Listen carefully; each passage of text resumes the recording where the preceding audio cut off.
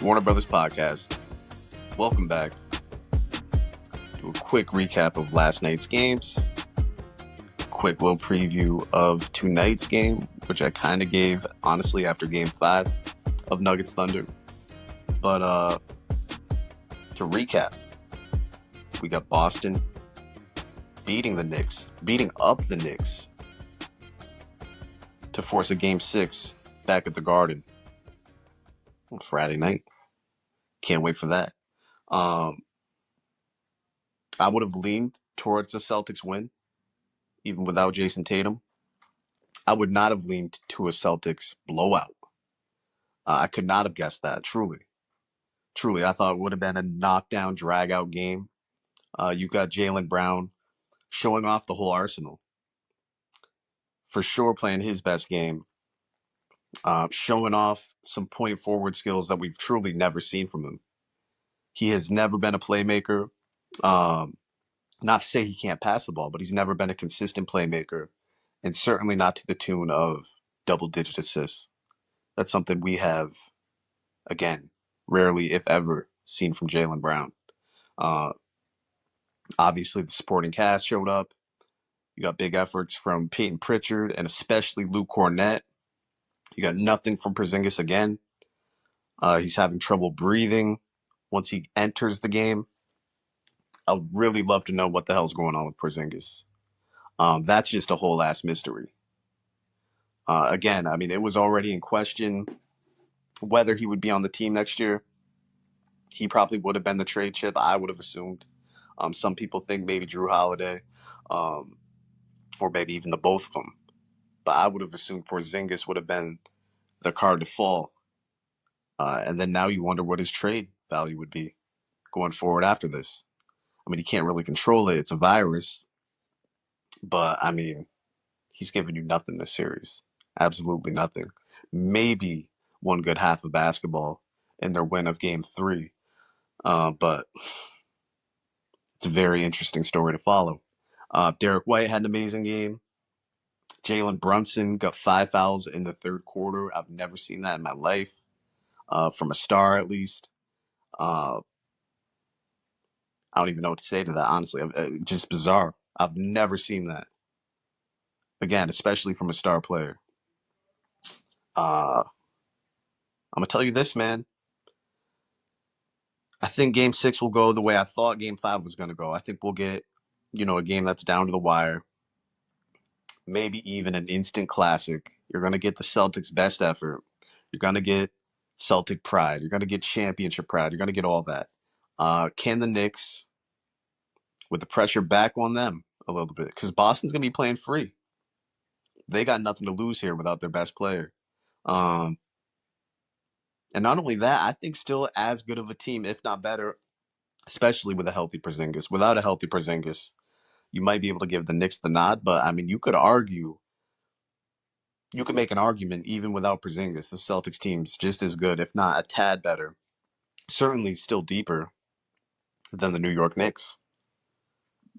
So the Knicks cannot play with their food. If anything, go for the smackdown. Which the Celtics, they're still a good defensive team even without Tatum. Not as potent, but still a dangerous defensive team even without Tatum. So it's going to be a tough game, I believe. It would be very hard for me to see Boston winning games 5, 6, and 7, but I could see them forcing a game 7. And then after that, the game in Boston, truly anything goes. We know how game 7 go. You never know what's going to happen. But I would truly have a hard time seeing Boston winning 3 straight. Will I pick them to win tomorrow? If I had to give you a pick right now, man, it seems like the Knicks, but I'm going to roll with the Celtics. I want to see a game 7. I want to see what the pressure looks like. I want to see if Boston can at least force a game 7 without Jason Tatum. They were well above 500 without Jason Tatum this year in the games he sat. So why not? I mean, like I said, 3 games in a row is tough, but why not 2 in a row? Then we had T-Wolves ending the Warriors season. I mean, really not much to say there. I mean, it was kind of pathetic to watch, even though the Warriors made a few runs. Pajemski, whatever the fuck. He played his best game. He has, to me, one of the ugliest games in the NBA. I cannot stand to watch him. I feel like I played, whether it's pickup, whether it's, rec league shit, whether it's, intramurals back in the day. I feel like I played that exact lefty player who can like spot up once in a while, but has ugly form, who can slash and get to the rim, but only wants to go left. I feel like I played that exact player. Y'all listening, I probably played that exact player 20 different times in your life. He just, there's nothing pretty about his game. And he's an off the dribble type player. He's a hustle player too, on top of that. And there's nothing pretty about his game. I, I just think his game's ugly. Uh, Props to him. Obviously, he can play. I'm not saying he's a scrub. I'm not saying he's a bum. I'm saying aesthetically, I do not love watching his game, especially when you compare that to Klay Thompson before him. So whatever. I'm very interested in how the Warriors approach this offseason because what can you really do? You don't have many assets. Jimmy is very clearly no longer a number two.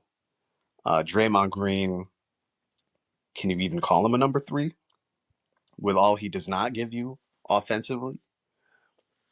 I mean, he's basically a one-way player. It's been that way, but I mean, this seems to get worse by the year. Um, we know Steph can still bring it, but we also know Steph can get hurt, as we've seen in this series. So you need someone over the course of 82 games, or you need a roster over the course of 82 games that can, spot Steph minutes here. Buddy Hield's been able to do that. Okay. They're probably not going to have Kuminga. That's been a circus ride. I can't believe he's made it this long on this team. Not because of his talent, but because you've heard him in trade rumors. You've heard of battles with Steve Kerr. You've heard of, him going to the front office, demanding more playing time, this and that. I think he's demanded a trade. Even this year, I believe he demanded a trade. So it's just been a saga, really, damn near his entire career. And he will have some value. He's an intriguing prospect. Um, Again, I don't know. It's been this way really with the Warriors ever since Durant left. And I've mentioned this. I mean, I think Curry got injured in 20. I mean, my years are running together here, but I think Curry gets injured in 20, right? Then they land the draft pick in 21. I think they're a playing team in 21, right? And then 22 they win it. And I didn't really love their roster in 22 to be honest, or I didn't love their consistency in 22 to be honest. And they find their way in the finals and they win. They take advantage and props to them. And Curry, we know he played amazing, right? 23 they went out sad. 24 they didn't make it out of the play-in. And then I think they would have competed with Steph, but y'all know I picked the Timberwolves, so I think they ultimately lose the series anyway. And you see that. Without Steph, they are a team that cannot get shots for themselves. They struggle mightily to get shots for themselves. On a team that used to be able to get a three whenever they wanted. Whether it was Steph, whether it was Klay, whether it was Durant, obviously, in the later years. But before Durant, you're creating shots because you got the likes of Barbosa off the bench. You got Iguodala there in the starting lineup. You got Harrison Barnes who could get you a three, get his own shot even. Um, so it's really weird to see how they've approached Steph's second half of his career. And I'll talk more about that in the offseason. On the Wolves side of things, great shot at the finals, obviously. Um, Incredible defensive team. And you can see Ant's confidence growing by the game. He can get to the rim whenever he wants. Um, Quietly, and maybe not so quietly, one of the best shooters in the league he's become. So he's really an inside-outside force. He's only 23, 24, right? And imagine what he's going to be at 27. If he doesn't already have a ring by 27, imagine what he's going to be with his athleticism, with his shooting prowess already. And again, no one can stay in front of him. He's only going to get stronger. He's only going to get smarter. Once he really figures out how to handle double teams, we can really see how he's dictating the offense. Good night. Good night. His potential just seems to skyrocket by the game. Truly. Truly. And the T-Wolves are one of the most well-coached teams in the league. One of the most well-run organizations in the league, which is crazy to say because, I mean, they were just awful through Kevin Garnett's tenure. And even after that, through the Kevin Love years, the Karl Anthony Towns years, really up until they got in. And maybe the couple years preceding that. They did have Tibbs for a few years in that Jimmy Butler year, that whole wild scenario. So they've been teetering, but they've truly been one of the more well-run organizations of this decade. Unforeseen stuff. And it's crazy that if the Knicks do take care of business, the whole Towns Randall trade, which I thought the Knicks won, I thought it set the Timberwolves back. And I kind of thought it set the Knicks back a little bit as far as depth went, right? Losing DiVincenzo, losing Randall. Seems like there was someone else in that trade. But hey, we might end up where the T-Wolves are already in the conference finals. Knicks might be there with them. So everyone might have won overall. We'll see. We'll see. Celtics might have something to say about that. I did go back and see the highlights of Cavs Pacers Game 5. And it's been unfair because I believe before Game 5, and I believe coming out of Game 5, you've seen it already, Donovan Mitchell has taken a ton of criticism. Talking about he's not a winning player. He's never been to the conference finals. Look, has he been to the conference finals? No. Okay. I get that he missed those 3 foul shots that probably would have changed the outcome of the game in some form or fashion. Would have gave the Cavs a better chance in some form or fashion. Him missing those 3 foul shots, around 90 seconds left, I believe, killed their momentum, killed their chances, killed their morale. And he was killing them that game. He was killing the Pacers, as he's been all series. But you can't, as a star player, as a playoff performer, a big-time playoff performer, I believe, like one of the best. It's a guy who averages 30 for the playoffs. You don't see that. You don't see guys get better the way he gets better in the postseason. And for people to call him not a winning player, I think is unfair. But you missed 3 free throws in the final minute or the final 90 seconds, which is a gift. You don't get fouled on 3-point shots often that late in games, especially when behind. It's a gift, and he misses all 3. Shades of Nick Anderson in 1995. Go do your research. So then it is fair when he makes a blunder like that, when he comes up short like that. Then it is fair to criticize, but by and large, in his playoff career, his teams aren't losing because of him. Shit. Very recently, when Rudy Gobert was on the Jazz, everyone was blaming Rudy Gobert on all their losses. Now you got people saying, oh, Rudy Gobert's gone to the conference finals again. Why not Donovan Mitchell? NBA casual fans and NBA observers, right? Fans of other teams who are watching Donovan Mitchell every other player and got things to criticize or comments to make. You'll never see, even more than the NFL, I don't care, any league, there's no casual observers or observers, period, more fickle than NBA fans. They will flip on you, they will turn on you, and it seems like it's a race to see who is first to turn on a star, to be negative, to just talk shit, really. And it's not even in a fan way where you can make jokes about a player. Like the whole Rudy Gobert, Donovan Mitchell, from a fan perspective, that's fair. Okay, you want to talk shit, that's fair talking shit. But to say Donovan Mitchell's not a winning player or a quality playoff performer, that's just ridiculous. You can't tell me if he's in Jalen Brunson's shoes right now on the Knicks, same team, you can't tell me the Knicks aren't up 3-1 on the Celtics, or especially if the Celtics are melting down in games 1 and 2 the way they were. But you can't tell me he's not capable of being up 3-1 Obviously, I'm using the Knicks scenario because we all thought he was going to the Knicks a few years ago. On the Pacers side of things, though, again, I said this after they won. I can no longer call them fluky. I will never not take them serious anymore. I've just never seen a team in my life. I've been watching the NBA consistently since before I was 10, and I've never seen a team this relentless on offense. I've tried to think of a football comparison, and I can't even come up with an NFL comparison. And we've seen some ridiculously high scoring, quick scoring offenses in the NFL. In the NBA, obviously, maybe Showtime. Showtime put the pressure on you. Like they were constantly pushing the pace. 80s had a high pace anyway. When it came to NBA basketball, that's a completely different game.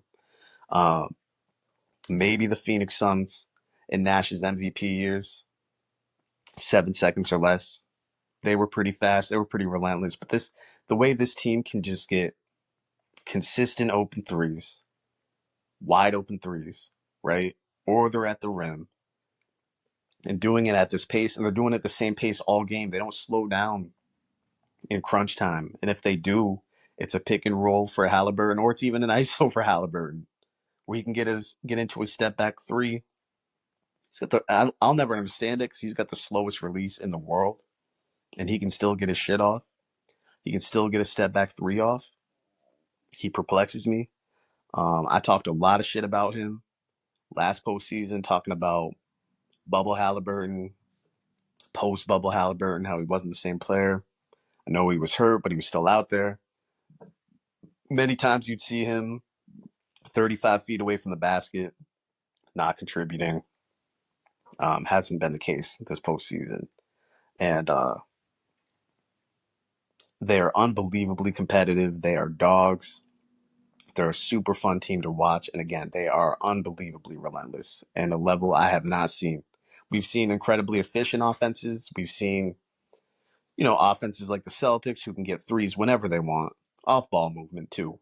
A lot of people try to make the C's sound like the James Harden Rockets, where, he's rocking you to sleep, dishing it for a spot up three, or he's taking a step back three himself. Celtics do play a beautiful brand of basketball. They move the ball. Warriors of yesteryear, even when they had Durant, Clay, Curry, they can get threes whenever they want, but they move the ball well. But this pace, on top of moving the ball well, 2014 Spurs, probably the most beautiful offense I've ever seen. But they were a bit slower paced than this. This is like Showtime mixed with the 2014 Spurs. Goddamn, mixed with the Celtics of this year with the threes. You know what I mean? So incredibly fun to watch. Imagine if we get an Indiana, Minnesota, Midwest NBA Finals. Like, what would the league do? You'd have exciting players, but you would not have the casual observers that you'd want with a Minnesota Timberwolves, Indiana Pacers finals, which is fine. It would still be an incredibly fun finals. I would love it. Keenan would love it. Uh, the true basketball fans at large would love it. You know what I mean? But that would be fucking wild if we had Pacers Timberwolves NBA Finals. Could happen. Very well could happen here in 2 weeks, 3 weeks time. Game 6 tonight. Nuggets Thunder. I'm going down with the ship. I'm picking the Nuggets. I think they can win tonight. It'll obviously take their best effort. It'll obviously take a championship effort. This is one of those things, especially if it gets to a game 7, man. And you can even use this tonight too. It's similar to, Mahomes in the Chiefs in the Super Bowl versus the Eagles. The Eagles are the better team. It's right there in front of you. But do you really want to pick against Mahomes? Do you really want to go against Mahomes and Andy Reid, right? And the infrastructure.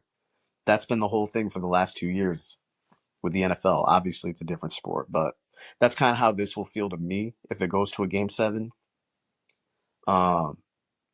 You give the Nuggets a slight advantage being at home tonight. That's really it. We saw what happened last time they played a critical game here, Game 4. Nuggets were in control. Thunder did what they did in Games 4 and 5 and just shut them down in the fourth quarter. I believe it'll be another close game in the fourth quarter. I don't think the Thunder pull away. I think we know the refs always give chances to the team that's down. I'm not saying they give them calls. I'm saying they give them chances. You'll see that. You saw it last night with the Warriors and the Timberwolves. Warriors were allowed to play just a little more physical. So I believe, 5-6 minutes left in the fourth quarter tonight. It'll be a 1-2 possession game. Whether it's in favor of the Thunder or the Nuggets, we'll see. But I believe it'll be a close game. Can the Nuggets make their free throws? That's what killed the Cavs. It wasn't just Donovan Mitchell. Forgot to mention that. The Cavs overall were missing free throws down the stretch the other night. But to this game, if you can get 6 points out of Jamal Murray in the fourth quarter, on top of what Jokic is going to give you, because we know he's going to score in the fourth quarter. If you can get 1 or 2 spot-up threes, because Westbrook's gone a little cold since, I think going into Game 3 of this series, he had better shooting percentages from 3. I saw a stat, it was higher than Steph Curry, higher than Anthony Edwards, and another notable player. It might have been Halliburton or something like that. So if Westbrook can give you 2 threes, if Michael Porter Jr. can give you anything, because he's gone cold again, happens to shooters. But if Porter Jr. can give you anything, which he's due, Aaron Gordon's been probably their second best player consistently throughout the playoffs. And I don't even think Murray's had a bad playoffs.